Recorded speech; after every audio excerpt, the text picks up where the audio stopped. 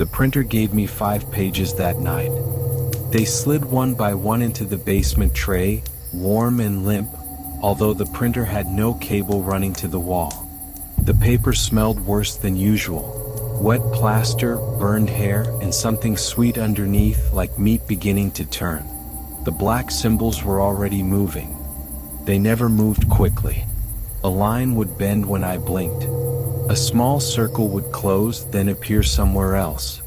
If I held a page near the basement light, I could see the marks crawling between its fibers like insects trapped beneath thin skin. I counted the pages twice, put them in my brown folder, and checked the clock. 4:53 a.m. 5 pages meant $2,500. It should have been an easy route. I buttoned my coat, slipped a roll of tape into my pocket, and left the empty space beside the printer clear for the money. Outside, a cold mist covered the road. I drove 15 minutes to a neighborhood where the houses were close together and the street lights had been broken for months. I had used the district before, but never that particular street. The first house had a white door and a dead porch light. I walked up quietly, tore off 2 strips of tape, and fixed the page at eye level. The reaction began immediately. The paper tightened against the wood. The symbols rushed toward one another, tangling into a black knot in the center. Then the page became soft and translucent. It sank through the paint without leaving a mark. I waited until the last white corner disappeared. One done. $500. Someone coughed inside the house. I went back to my car. The second door belonged to a narrow brick house with a bicycle lying on the lawn. The third had 3 pairs of shoes on the porch, including a child's yellow rain boots. I had learned not to look at shoes. $500 did not change depending on who lived inside. Both pages sank into the doors exactly as they should. At the third house, I heard a little girl laughing somewhere upstairs. She stopped when the last corner of the page disappeared. I stood on the porch longer than necessary. Then I checked the time and left. At 5:31, I placed the 4th page on the door of a dark bungalow. A security camera above me turned with a dry mechanical click. I kept my face down while the symbols twisted together and the paper melted into the blue paint. For done. $2,000. 1 page remained in the folder. I drove toward the next block, but a garbage truck had stopped across the intersection. Its orange lights flashed in the mist while 2 men dragged bins into the road. I reversed, took a side street, and lost 7 minutes behind a freight train. By the time I found the last house, it was 5:56. The place looked occupied. A sedan stood in the driveway.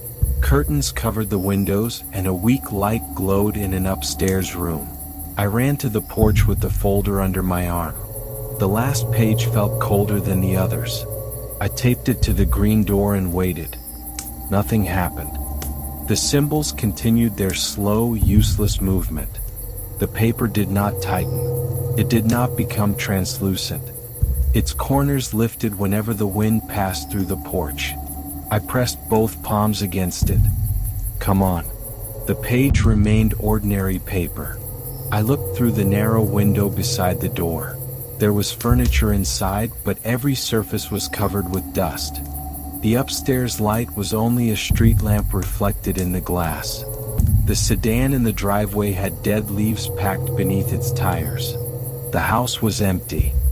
5:58. I tore the page down and ran across the lawn. There were more houses at the end of the street. One of them had a porch light on. A car passed between us, forcing me to stop at the curb. 5:59. I could hear a television playing behind the nearest door. I ran toward it, fumbling for the tape in my pocket. My phone changed to 6 o'clock before I reached the steps. I stopped. The page in my hand stopped moving. Every black symbol became still at the same moment. I had never missed the deadline before. For several seconds I could hear nothing except the television inside the house and my own breathing. Then the fear arrived.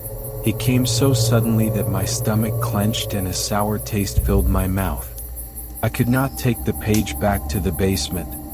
I did not know what the printer would do with an unfinished delivery, and I did not want to find out while standing beside it. There was a public trash can across the street.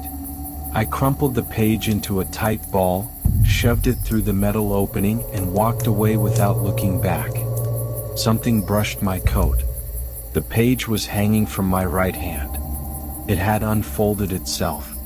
One corner clung to the center of my palm. I shook my hand hard. The page snapped in the air but would not release me. I caught its edge with my left hand and pulled. The paper stretched. Thin white fibers lifted from it and disappeared into the pores of my palm. There was no blood, but I could feel them pushing deeper, cold threads sliding beneath the skin and winding around the bones of my fingers. I screamed and tore harder. Half the page came away. The other half collapsed against my hand like wet tissue and sank into it. My palm swelled. The skin turned pale and smooth, erasing the lines around the place where the paper had entered. Then the symbols began to return. They appeared beneath my skin one at a time. First a vertical black stroke, then two shorter lines. Another mark curved beside them. I held my hand beneath a streetlight and tried to understand what they were forming. It was not one of the symbols from the pages. It was a word. For a moment I did not understand who it meant. Then I looked back at the empty house, the trash can, and the road I had crossed. The page had not failed. It had only needed another address. A horn erupted behind me. White headlights flooded the skin of my raised hand. The word he turned black and sharp, as though fresh ink had been forced into every letter. I turned and saw the driver fighting the wheel. His mouth was open. His face looked almost as frightened as mine. The bumper struck my legs. The word he disappeared beneath the hood as the road rose toward my face.